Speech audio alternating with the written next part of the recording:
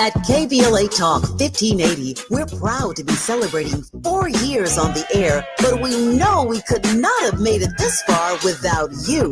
We work hard every single day to curate conversations that will enlighten, encourage, and empower you. So, from all of us at KBLA Talk 1580, a big thank you for your love and support. You don't know how much you mean to me.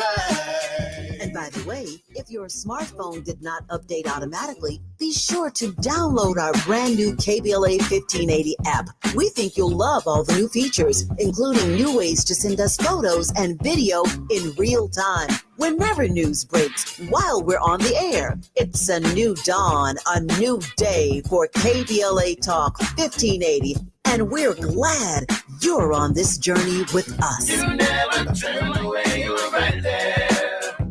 And I thank you, thank you. Shine, flies, no time to waste while it's passing you by. Shine, flies, be patient, 'cause good things happen in time. We gon' get it right, we gon' get it right, we gon' get it right. We gon' get it right. Protests and anthems, yes, we chanting. A movement of people, it's like we dancing to the ministry of. It's the energy of, in memory of them that we love. The trinity of the people, the peace, the power, the truth. We speak the powers even louder. We can say it blacker, we can say it prouder. A woman vice president that went to Howard. Now we talk helping black businesses, and our differences is magnificent. Bringing light to the poor where the prisons is. I was told good life is where forgiveness lives. The ascension is to leave what's left behind and feed the seeds with deeds that bless the mind, caress the mind, and question justify. With you and God in time, my best align.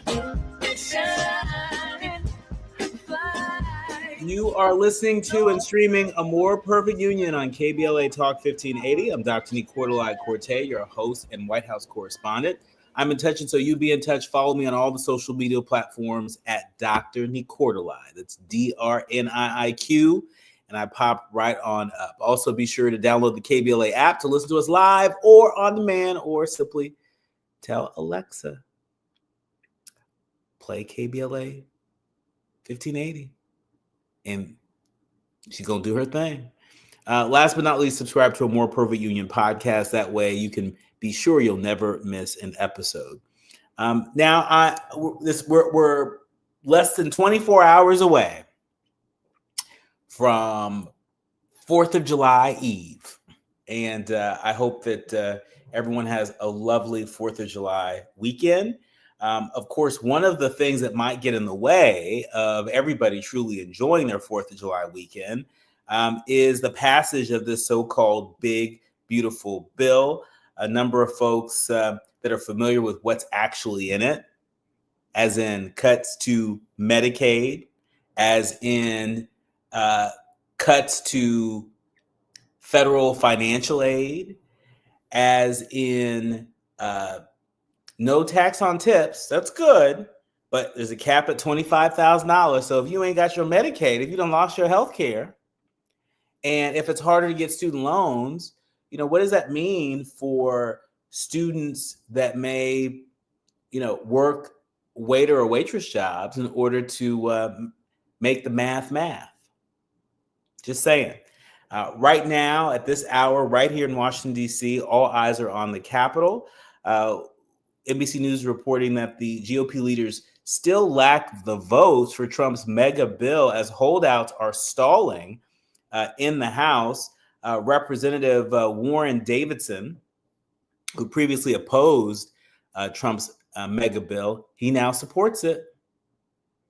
The representative said this evening that he will be voting in favor of Trump's mega bill after earlier opposition to the sweeping legislative package, saying, quotes, "The bill isn't perfect, but it's the best we'll get, and it includes major wins," citing border security, tax policy, work requirements for food stamps and Medicaid, among other provisions that he supported in the measure.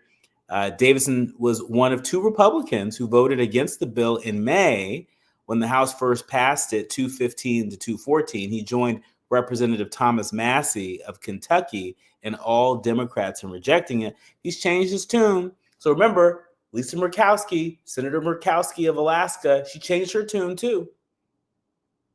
If Senator Murkowski hadn't voted for this bill yesterday, it wouldn't have passed the United States Senate.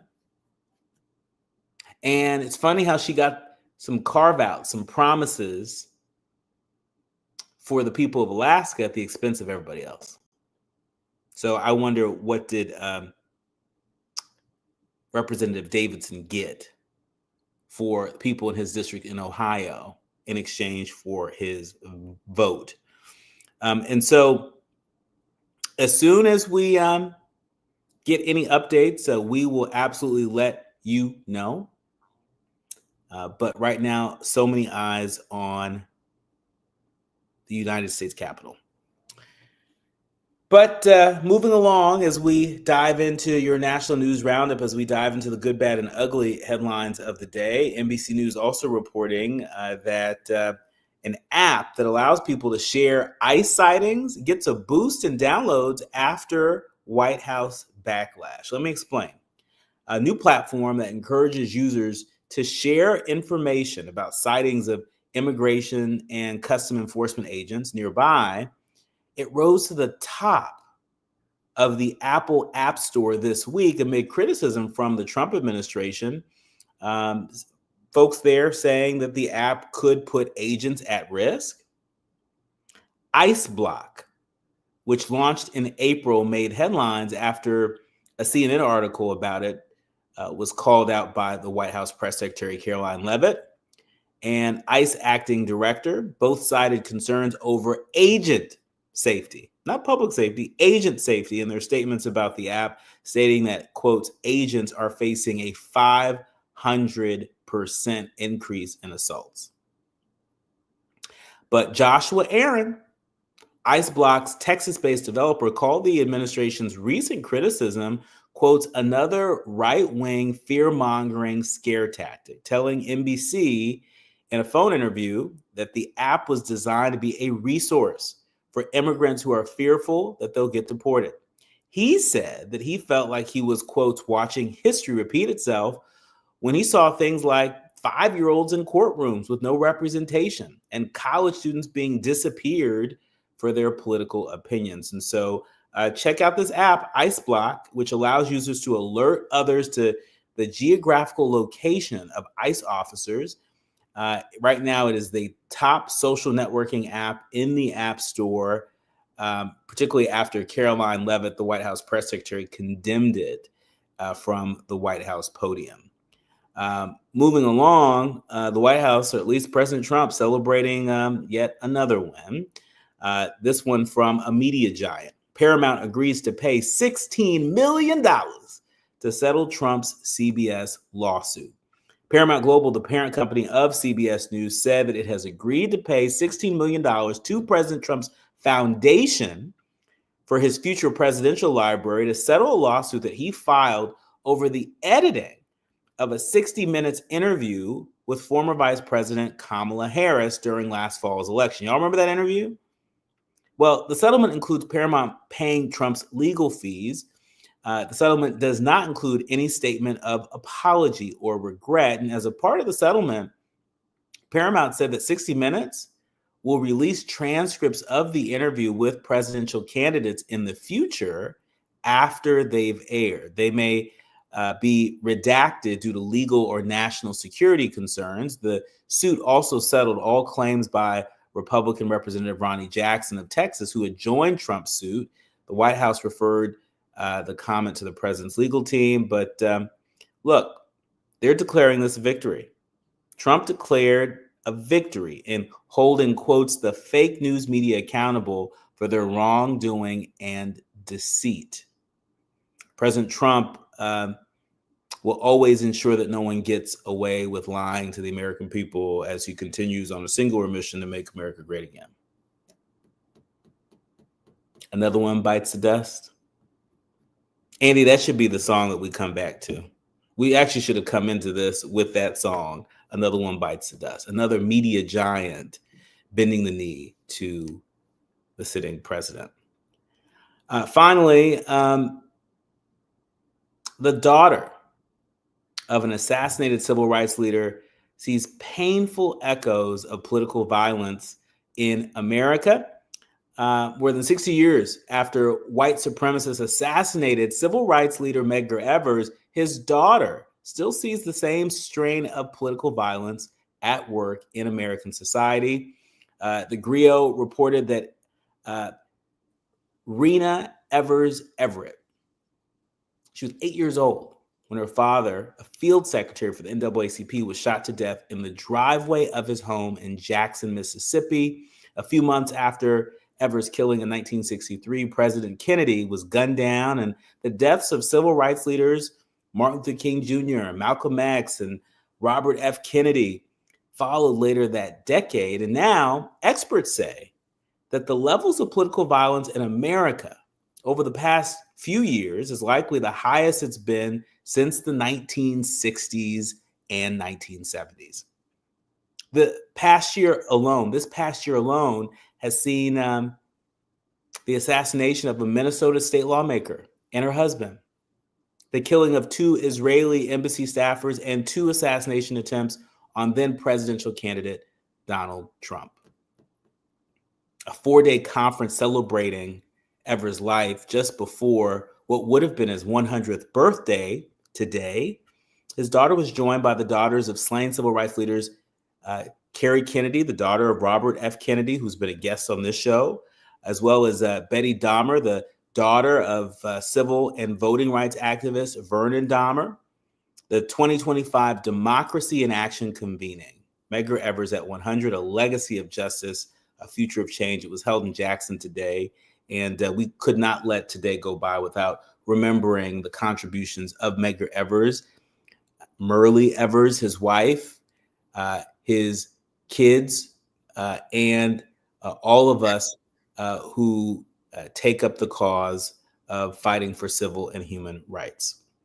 When we come forward, we're switching gears. We'll be joined with Al Reynolds, our pop culture contributor, to unpack today's verdict in the Diddy trial and so much more. You're listening to and streaming A More Perfect Union on KBLA Talk 1580. More when we come forward. You're listening to A More Perfect Union on KBLA Talk 1580. We've got a lot to talk about. Wesley Financial Group is not a law firm. Hi, I'm Chuck McDowell, the timeshare cancellation guy. In 2011, I founded Wesley Financial Group with one goal in mind: to help honest folks out of their timeshares permanently. Today, I run Wesley with my 2 sons, a real family business, treating every client and every employee like we'd want our own family treated. That philosophy has helped us grow into the largest, most trusted timeshare cancellation company in the United States. Fortune magazine even recognized us as one of the best places to work. Why? Because we genuinely care. In fact, some of our former clients were so moved by their experience working with us, they joined our team so they could help others to timeshare freedom. If you're stuck in a timeshare, give us a call. Let our family help your family. Call Wesley now for your free timeshare exit kit. 800-687-7979. That's 800-687-7979. 800-687-7979. Hear that? That's the sound of your life. Perfectly imperfect. Beating in rhythm to the world you've created. But every time you drive after drinking, music gets drowned out.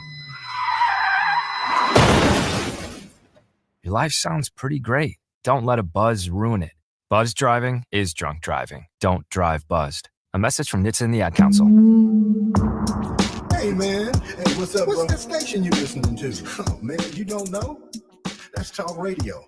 KBLA, 1580 AM. Check it out. 1580. KBLA AM. 1580 Talk Radio. Progressive. KBLA. At KBLA Talk 1580, we're celebrating our 4th anniversary. And this track right here is the gift one of our devoted listeners presented to us. Where you get some information information, get a true education to know. Ooh, yeah. 1580.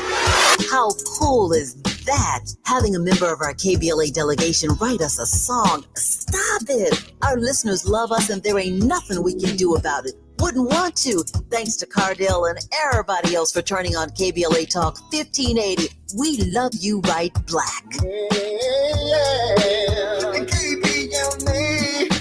1580 Talk Radio.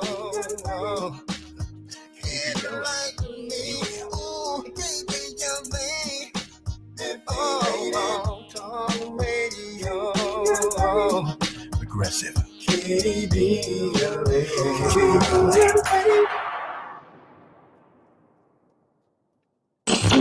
We have no permanent friends or permanent enemies.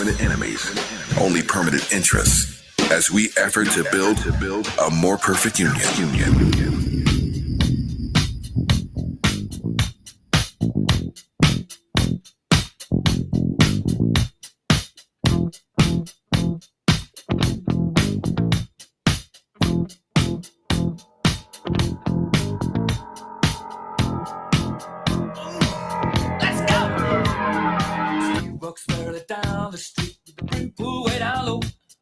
You are listening to and streaming A More Perfect Union on KBLA Talk 1580. My brother Andy, who is our sound engineer, heard me talking earlier and referenced the song Another One Bites the Dust, referring to the latest Republican on Capitol Hill that has switched his vote. He was against the so-called Big Beautiful Bill. Now he is for it. All eyes are on about 10 Republicans that have been holding out. If the speaker loses 3 of them, then the bill doesn't pass. And so lots of eyes on Washington. We're going to keep our eye on that, but we're going to switch gears. And I'm really delighted to welcome back to the show our friend, Al Reynolds. Al Reynolds, he's our pop culture and entertainment commentator. He is also host of Celebrity Court of Public Opinion. And it just so happens you were scheduled to join us today. Well, what a day to join. What a day to join. NBC News reporting that Diddy has been found not guilty of racketeering and sex trafficking, but convicted of lesser charges. The one-time global hip-hop titan whose federal trial really unveiled a lot of testimony accusing him of sexual abuse against women and forced drug-dazed freak-offs. He was acquitted today of some pretty serious charges. Al Reynolds, what are you hearing?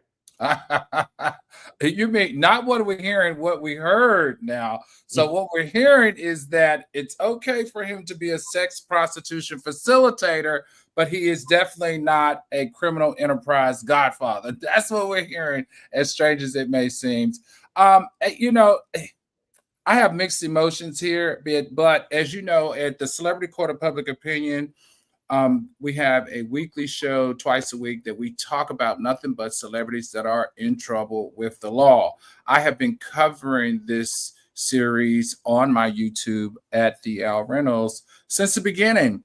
And one of the things that I found, Dr. Nii-Quartelai, is that the prosecution really did not break it down, as far as I'm concerned, the charges, especially the RICO charges, into an understandable level for the jury to completely understand how it could be a RICO charge, if you ask me. And I feel like that's the risk that you run from people that understand the law and saw what they put forward, which could fall into that bucket. But when you have a trial by jury, you really are focusing on that jury understanding what it is you're saying they broke the law about and agreeing. And all the jurors have to agree that it was done at the level in which the prosecution presented it. And they simply weren't convinced. Now, this is an interesting part. You know, RICO, even as I've been covering it for the trial as well as just the case for for the last 6 to 8 months, I still have to constantly remind myself what is RICO. So remember, RICO is racketeer, Influence and Corrupt Organization Act, which started in the 70s. So you really have to prove that there was a criminal enterprise. And you have to convince everyone on that jury that it was a criminal enterprise. And obviously, that's where they fell short. They fell short. And there were a lot of us that were saying this from the very beginning, that the prosecutors had a very high bar. There are a lot of folks who said they might have overcharged him, right? I mean, you talk to anybody who is a prosecutor, anybody who is familiar with what it takes to get a conviction on RICO, they'll tell you, it is a high bar. Was this a case that was doomed from the very beginning, Al? I don't know that it was doomed from the very beginning. This is very tough. See, we're used to RICO. When we hear RICO, we're thinking R. Kelly style, right? We're thinking of other examples in our lives that matched what we know as RICO. And I think that was what the problem was. I think that in this particular case, if you're going to bring this type of charge, you try to get a RICO charge to get the maximum, only to know that it'll fall short and you'll get some time in general. You're going against one of the biggest names in entertainment in Hollywood, and his PR is one of music, of hip hop. People feel like he defined hip hop. People feel like that he gave a voice where there was a voiceless, and they weren't ready to give that up to somebody who they would rather think of as being a freak instead of being someone who is an illegal predator. Yeah, and joining us right now from New York, I'm really delighted to welcome back to the show Justin Carter. He's senior correspondent for the Shade Room. He was there at the courthouse today when the verdict came down. Justin, take us to the moment when that verdict was read, and talk to us about some of the reaction you've observed from New York. Oh my God! First of all, Dr. Q and Al, to be here with you guys tonight, I feel like I'm with family. So yeah, so good to see y'all. Yeah, let's get into it. Right? Sorry, there's music playing. Nope. Keep going. But yes, it came down at 9:52 is when the jury came with the verdict. It was just after 10 o'clock that we got word that there was a verdict. And when they read the verdict, the RICO charges, not guilty, there was a roar in the courtroom, almost like a sigh of relief. It was loud, so much so the court staff had to quiet everyone down because it was, that intense. And then the second not guilty, there was also a roar, a sigh of relief. But then when he was found guilty of that third count, many of his supporters, the courtroom got quiet, and it was almost like a type of thing. And in the same way, in the actual courtroom, you could see Diddy. He was given this firm fist for those first two not guilty verdicts, and then afterwards, you could slowly see his energy dwindle a little bit, as if he was disappointed. But overall, as the day went on, and we started to, the family started to analyze what was happening, and that big RICO charge. He was acquitted on that big RICO charge and that sex trafficking charge.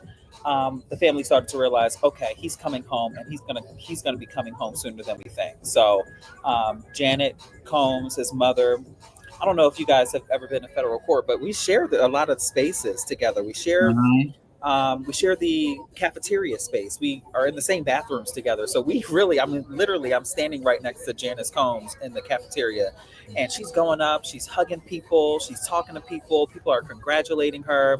She came up to me and she was like, I'm feeling wonderful right now. She actually held my hand and said, I'm feeling so wonderful. And thank you for covering this. So, she's just been kind of making her rounds, being very, cheerful and happy that her son will possibly come home sooner than she thinks. And speaking of coming home, NBC News reported within the hour that Combs is still in jail, but they're saying he'll sleep well tonight. That's what his lawyer, Anna Estival, said outside the courtroom. This is a huge win. He was acquitted, and he'll be able to sleep well tonight knowing that.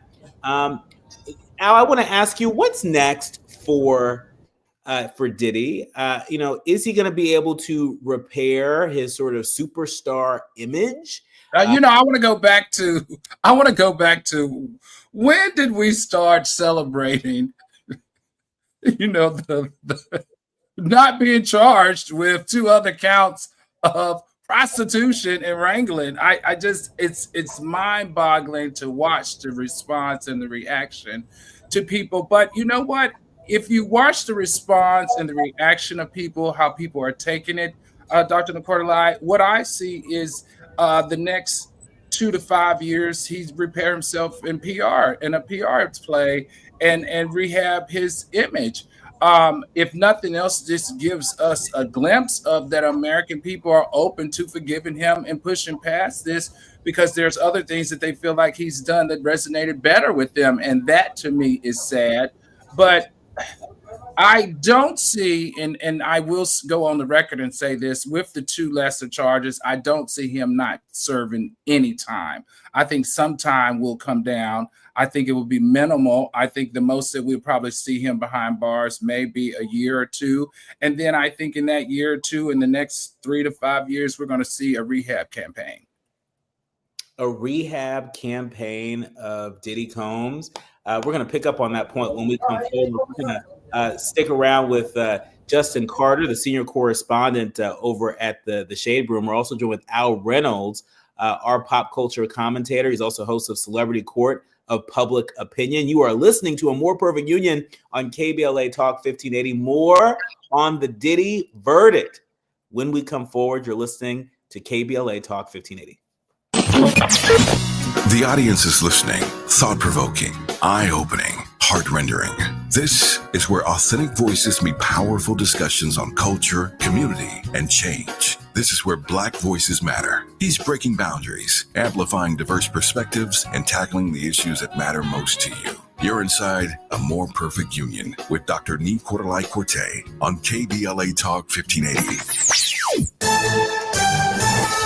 I'm Amber Payton with BIN News Now. Black House Minority Leader Hakeem Jeffries is urging Republicans to vote against President Trump's mega bill. So all we need are 4 Republicans to join us in support of their constituents, to have John McCain level courage and stand up in defense of the health care of the American people. The minority leader was referring to McCain's decisive vote against Republicans' 2017 effort to repeal Obamacare during Trump's first term in office. Prosecutors are seeking 4 to 5 years in prison for Sean Diddy Combs after he was found guilty of transporting people for prostitution in New York. He was cleared of sex trafficking and racketeering, so he could be released on bond before sentencing. And Brian Koberger has pleaded guilty to killing 4 University of Idaho students. He took a plea deal for life in prison without parole, avoiding the death penalty. Get BIN News Now on demand 24/7 on the iHeartRadio app. South 405 in West LA. That's a slow drive away from Wilshire Boulevard. Delays in stretches all the way to the 605. And the northbound side of the 405 loads up in Culver City, away from Venice Boulevard all the way to the 5 merge into Somar. It's tough in Burbank. We're starting on the northbound side of the 5. Delays in stretches from Buena Vista to the 14 into Santa Clarita. And southbound delays away from Olive. Delays taking you all the way to the 605. Tough in Corona, South 15 away from the 91 to Temescal Canyon Road. Rapid radios are instant push-to-talk walkie-talkies offering national LTE coverage and no subscription ever. A great alternative to a mobile phone for your kids. For a limited time, go to rapidradios.com and you'll get 60% off. Free UPS shipping. Add code radio and get an extra 5% off. This is the KBLA Sports Minute with Ray Richardson. Dodgers pitcher Clayton Kershaw is on the doorstep of history tonight at Dodger Stadium. Kershaw needs only 3 strikeouts against the Chicago White Sox to reach 3,000. Kershaw will become the 20th Major League pitcher to reach the legendary milestone. By the way, there are 3 African-American pitchers who had 3,000 or more strikeouts before retiring: Ferguson Jenkins, Bob Gibson, and CC Sabathia. All three are in the Major League Baseball Hall of Fame. NBA sources claim the Lakers are one of three teams already expressing interest in veteran guard Damian Lillard, who was released by the Milwaukee Bucks on Tuesday. If the Lakers are serious about Lillard, they will have to get in line with the Golden State Warriors and Boston Celtics. Lillard, who turns 35 on July 15th, is recovering from surgery in May to repair a torn Achilles tendon. The 9-time All-Star is expected to miss most of the first half of next season. No debates, no speculation, just the info you need. That's your KBLA Sports Minute. I'm Ray Richardson. More news, opinions, and conversation when we come forward on KBLA Talk 1580. Well, thank you. Yeah. At KBLA Talk 1580, we're proud to be celebrating 4 years on the air, but we know we could not have made it this far without you. We work hard every single day to curate conversations that will enlighten, encourage, and empower you. So, from all of us at KBLA Talk 1580, a big thank you for your love and support. You don't know how much you mean to me. And by the way, if your smartphone did not update automatically, be sure to download our brand new KBLA 1580 app. We think you'll love all the new features, including new ways to send us photos and video in real time. Whenever news breaks, while we're on the air, it's a new dawn, a new day for KBLA Talk 1580. And we're glad you're on this journey with us. You never turned away, you were right there. And I thank you, thank you. KBLA Talk 1580. We've got a lot to talk about. KBLA Talk 1580 reminds you that we keep us safe. Every girl deserves a chance to shine. That's the belief behind Forgiving for Living, Inc. Since 1999, this organization has been empowering at-risk girls ages 13 to 18, helping them overcome behavioral and mental health challenges. Founder Wendy Gladney's personal journey inspired the mission to give girls hope and purpose through the power of forgiveness. Through their ambassador program, workshops, and annual conference, Forgiving for Living has touched over 3,000 young lives, providing mentoring, life skills, training, and tools for building self-esteem and confidence. You can make a difference. Visit forgivingforliving.org to donate, volunteer, become a mentor, or find help for a young girl in need. Forgiving for Living, Inc., building brighter futures for young girls. Visit forgivingforliving.org today. This is a community call to action from KBLA Talk 1580.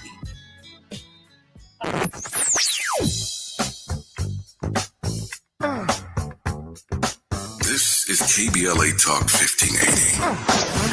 Talk radio. That's music to your ears. We're unapologetically progressive. KBLA Talk 1580. Hit me! National news of consequence, informed opinion, and analysis beyond the headlines. You're listening to A More Perfect Union on KBLA Talk 1580. You're listening to and streaming A More Perfect Union on KBLA Talk 1580. I'm Dr. Nii-Quartelai Quartey. I'm really delighted to be in conversation on a day like today, where the Diddy verdict has come down. We're talking to Justin Carter, who is the senior correspondent over at the Shade Room. We also have Al Reynolds, who is our pop culture commentator. He's also the host of Celebrity Court of Public Opinion. And speaking of celebrities, a number of celebrities taking the social media to weigh in on the Diddy verdict. We're hearing folks like 50 Cent, who said, quotes, Diddy beat the Rico, that boy a bad man.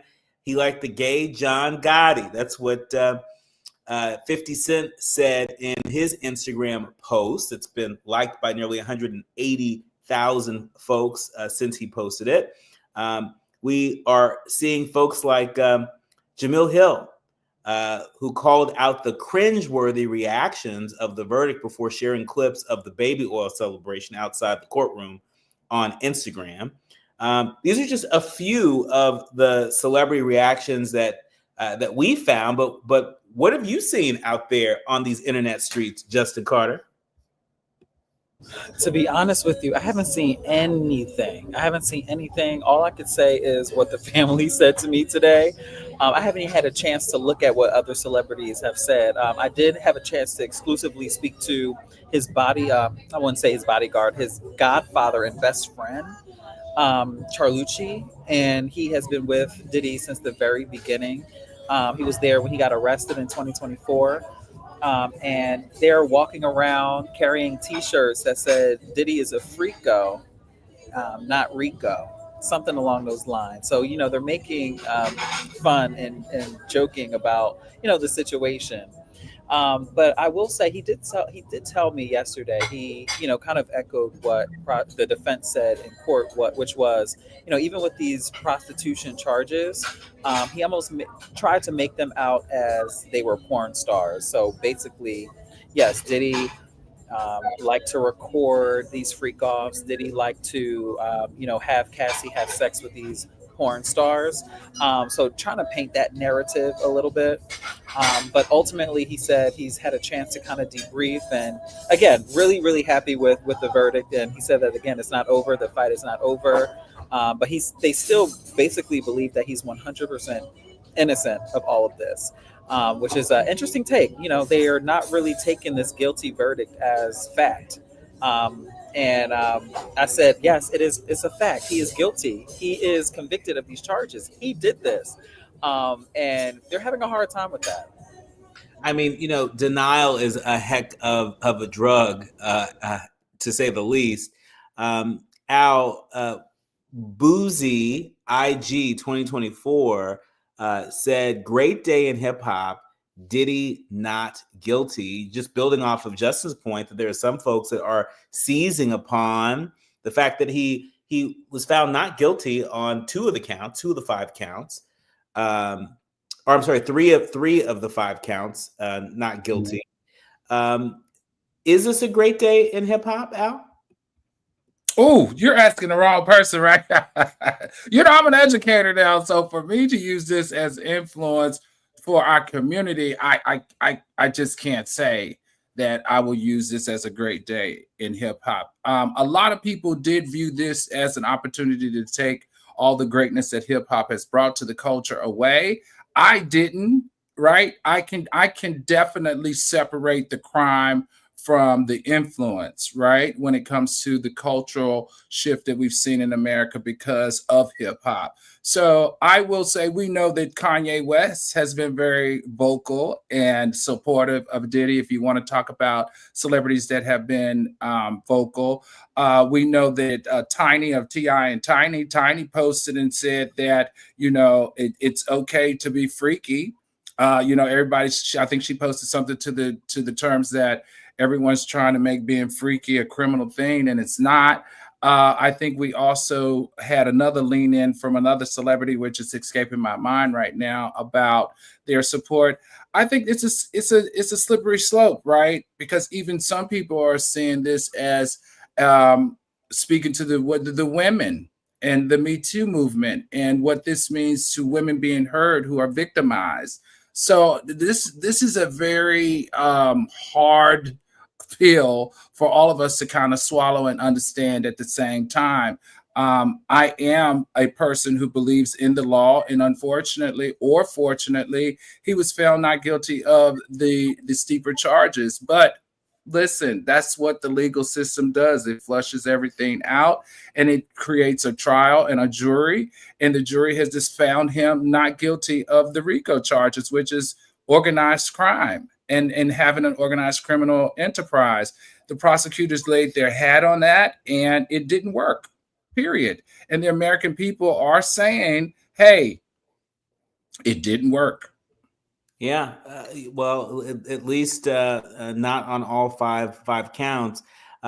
Justin, former Danity Kane star Aubrey O'Day, she shared her live reaction to the verdict on her Instagram story, saying, quotes, "Oh my God, not guilty on Cassie, not guilty on Rico. No way Jane is going to be guilty. Oh, this makes me physically ill. Cassie probably feels so horrible. I'm going to vomit," end quote. That's what former Danity Kane star Aubrey O'Day shared on IG stories earlier today. What does this mean in terms of the Me Too movement? We know that the Diddy case is very different from the R. Kelly case, very different from the O.J. Simpson case, or isn't it? Well, that's a good question. And, to your point, bringing up Dawn, I thought to myself, I'm like, was she even a great witness for the prosecution? Was she somebody that we could have done without? Now looking back, I'm like, who was the star here? Because clearly Jane wasn't. I think Cassie probably had the most compelling testimony. But as far as the Me Too movement goes, yeah, I think it's a hit to the Me Too movement as well. But you have to look at this case. I feel like you have to look at this case different. This is, I think Nancy Grace said it best. She said this is a rich man's conviction. And you just have to look at this case in a different lens. And if you're looking at the Me Too movement versus, Diddy, it's just it's hard to compare the two. And I do overall think that it is a hit to, the Me Too movement and, what they're all about, which is, of course, standing up for women who are victims. So, yeah, there was a lot of talk and chatter outside, a lot of advocates for the Me Too movement outside arguing with some of the advocates for Diddy. They were just going back and forth and arguing about women and how this was abuse at the highest level. And of course, their supporters don't feel that way. And we see it with R. Kelly too. People are still supporting R. Kelly to this day. I told you last time, like I covered one of R. Kelly's last public appearances before he was arrested. And when I tell you the women in there were front and center, dressed with everything is all out. I almost cussed. Everything was all out. And it just opened my eyes to the fact, like, they really don't care. They are really standing 10 toes down for him. So, well, yeah, some women, definitely some women. I want to say really quickly that the one thing that we have to understand is that we can't conflate everything in this trial to everything that exists in the Me Too movement, right? So this wasn't a Me Too moment that they were putting on trial. They put on trial him for operating a criminal enterprise, not that he did not do bad by women. Let's be very clear. We saw he did very bad by women. We know and we see how courageous and men. That's right, and men. And we see the courageousness that Cassie Ventura gave to women who are part of these types of situations to find a voice, as well as men who came forward and giving men voices when it comes to being abused as well. I think what we have to stay focused on is what he was found not guilty for, which was RICO charges, which was a criminal enterprise. That's different than finding him guilty of wrongful or criminal activity. He still has tons of civil as well as other criminal cases coming up for those acts. But as it relates to what the federal government tried to charge him with, they fell short. And I think that's a marvelous point that you make, Al. And it's a reminder that in order for the Me Too movement to win, it doesn't mean that it has to be a attached win. It doesn't have to be an absolute shutout of whoever it is that they are looking to hold accountable. Look, there is a justice system here. Diddy went to trial. He had a jury of his peers. There were lots of different witnesses. Right. Of course, he had the best legal team money could buy. His freedom was on the line, and he was found guilty of a few counts, but not all counts, right? So to me, life is a mixed bag.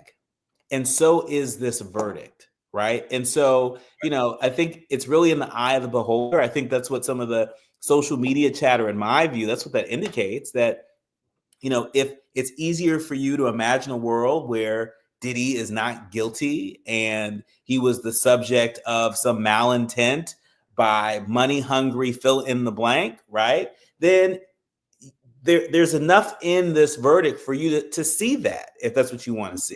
But if you want to widen the lens and see the complexities of this case, to see, what Diddy was found guilty of and not guilty of, and why, then that's a different conversation. And so, we'll see where the conversation goes in the days ahead. We know that Diddy is still in jail at this hour.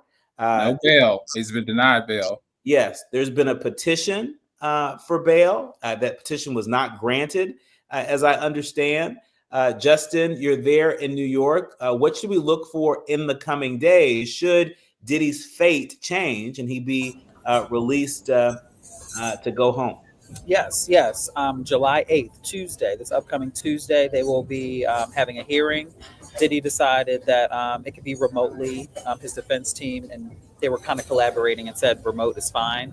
And yes, they will be deciding on certain bail restrictions or certain circumstances surrounding bail and what that will look like. There was a lot of arguing back and forth between prosecutors and the defense about, whether Diddy is a flight risk and whether he's a violent person. And the judge outright said that there was evidence submitted in court that, obviously even the defense said that he's guilty of domestic violence, although he was not tried for domestic violence. There is clearly a repeated pattern of domestic violence. So for that reason, he should remain in jail until sentencing, which is in October. And so for that reason, the defense said, listen, he is not a bad guy. He's somebody who is trying to, of course, he just got his life back kind of, and he's not going to go out and, try to get Cassie or try to get Jane and try to be this, this horrible person, this violent person. Prosecutors, of course, refuted that and said that he is a violent person and he is somebody who, beat Jane to the core. Specifically, she mentioned that. So anyway, they're going to have a hearing on Tuesday to decide whether or not he can go home or not for the remainder of time up until sentencing, which they're trying to get pushed up because they don't want, of course, the defense does not want Diddy in court until October, beginning of October. Right. So Dr. Nii-Quartelai, Oh, go ahead, Aaron.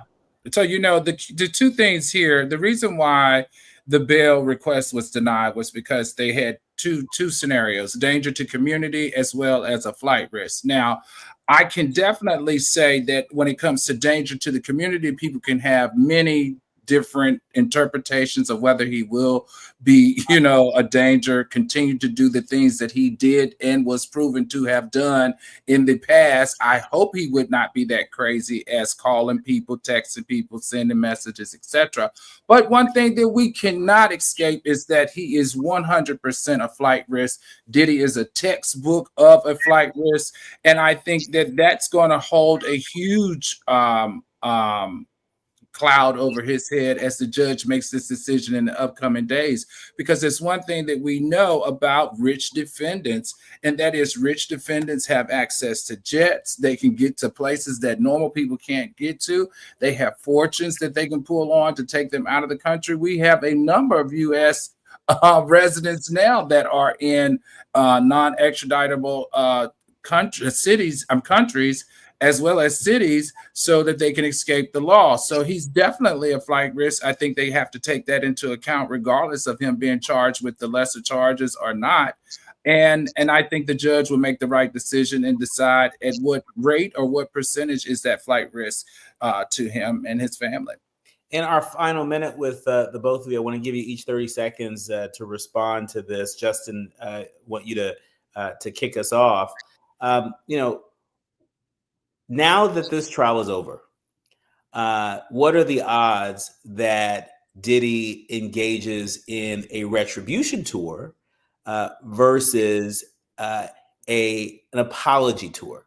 What is next for Diddy, assuming that he is able to break free from the jailhouse and comes to some deal with prosecution around him allegedly being a flight risk. What does his immediate future need to look like in order for Diddy to be able to bounce back? Yeah, I think Al said it. I think we're going to, I expect there to be some type of apology tour / PR move to, get Diddy's name in a decent light again. I think it's going to take some time, but I always say this. always say people forget. People are so quick to forget stuff. I mean, I will report something and next week or the next day they'll forget about what I reported, or even there'll be something breaking that happened and then something else happened in politics or somebody dies and then we completely forget. So I think it might take a break from the limelight, but I do think that there will be some type of PR move or campaign to get him in a positive light again. Al? Oh, I said it before. I don't know how big of an apology tour we're going to get, because if he apologized, that means he's done something wrong. And when you deal with individuals like this with these huge egos and personalities, them admitting that they did something wrong is very hard. Look at R. Kelly. He still will not admit or apologize for any of his actions. So I think we're looking at the same thing with Diddy. I think what we'll see, and it started tonight, believing that Crisis Publicist team has been formed. We will see the kickoff of this at the next hearing as it relates to his time in the sentencing. We're going to see for sure 100% a redemption tour. It's going to be a redemption tour. It's going to be rehabbing tour. It's going to be him saying that I've learned my lesson. God has blessed me, and I am here to continue my legacy. But I had a couple of bumps in the road before, but nothing has changed. Everything will be as usual. And my influence in hip hop is where I want to continue to grow my brand. Now, if people are going to touch it, that will be a completely different story. Well, we shall see. I mean, I don't know. I mean, you threw a lot out there, Al. I mean, everything but a gospel album. And then, who knows? He may be coming out with a gospel album. Listen, I wouldn't doubt it. He's calling Kurt Franklin today, baby. Probably got our friend TD Jakes and family on the line. I think he will. I see what you did, Al. I see what you did. I ain't touching that. Don't touch it. But I've just said you're going to see him enter some type of rehab too. I think it'll be smart. The first thing that when he gets out of prison, I would put him in a rehab facility. That rehab facility would be for drugs, alcohol, and abuse, sexual predator type abuse rehab. Once you do that, I think the people will buy back into whatever it is that he might be possibly selling in the next 5 years. Our thanks to Al Reynolds, our pop culture commentator. Again, you got to check him out. He's the host of Celebrity Court of Public Opinion. Also, our very favorite Justin Carter, senior correspondent over at the Shade Room. Thank you, brothers, for giving us the updates and separating the fact from the fiction on this busy news day with a verdict in the Sean Diddy Combs trial. You've been listening to and streaming A More Perfect Union on KBLA Talk 1580. The quiet part out loud when we come forward. Striving to make America a nation as good as its promise. This is A More Perfect Union on KBLA Talk 1580. We've got a lot to talk about. LA County's Justice Care and Opportunities Department, also known as JCOD, is changing the justice system for Angelenos. If you or someone you love has recently been arrested, come home from jail or prison, or has been justice involved, JCOD can help. We offer access to housing, employment, court reminders, clothing, education, and more. At JCOD, we believe your life should not be defined by your worst moment, and everyone deserves a second chance. JCOD's Justice Connect Support Center is open 7 days a week from 6 a.m. to 11 p.m. Call us at 833-LAC JCOD. That's 833-522-5263, or visit us at jcod.lacounty.gov. You can also find us on Instagram, Threads, Facebook, and YouTube at LAC JCOD. All services are free and confidential. JCOD serves the justice-impacted population all across LA County. Your future isn't behind you, it's waiting. Reach out by calling 833-LAC JCOD. That's 833-522-5263, or visit jcod.lacounty.gov. When you're hiring, have you ever felt like you're missing out on meeting truly great candidates for your roles? It seems impossible to find them, but they have to be out there somewhere, right? Well, they're not hard to find when you know where to go, and that place is ZipRecruiter. And right now, you can try ZipRecruiter for free at ZipRecruiter.com/free. ZipRecruiter helps 10 million people with their job search every day. And because these people are actively looking for jobs just like yours, it's easy to find the right person right away. In fact, 4 out of 5 employers who post on ZipRecruiter get a quality candidate within the first day. But if you're not using ZipRecruiter, you're missing out. So see what it's like when the impossible is easy. When you go to ZipRecruiter.com/free right now, to try ZipRecruiter for free. Once again, that's ZipRecruiter.com/free. ZipRecruiter.com/free. Never miss out on great candidates with ZipRecruiter. Notable journalists, industry leaders, lawmakers, change makers, tastemakers, and you, working to build a more perfect union on KBLA Talk 1580. You're listening to and streaming A More Perfect Union on KBLA Talk 1580. Before we let you go, we want to remind you, courtesy of GLAD, that applications are open for a groundbreaking $10,000 prize and program for playwrights living with HIV. Let me explain. At a time when federally funded HIV/AIDS programs are under attack and the rights of people living with HIV are increasingly threatened, one powerful writing initiative is offering a space of resistance, offering a space of healing, offering a space for imagination. Write It Out. It's the first of its kind writing program for people living with HIV.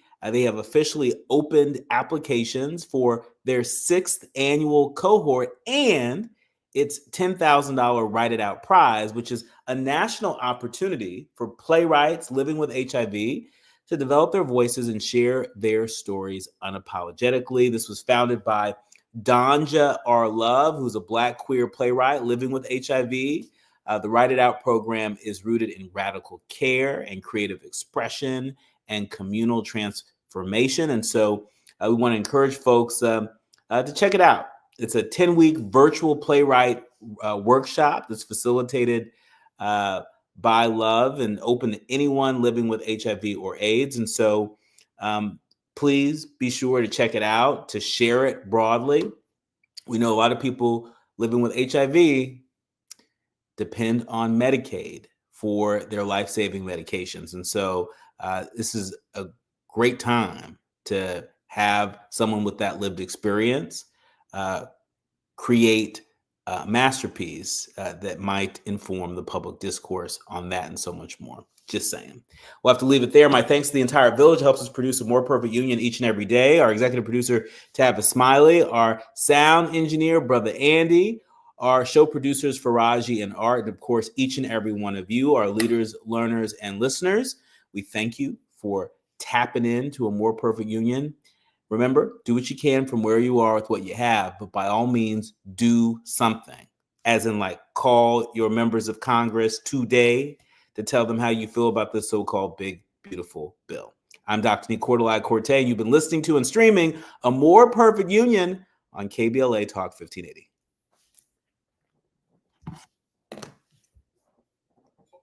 Must prove they are not a flight risk or a danger to the community to be released before sentencing. Prosecutors argued Combs failed to meet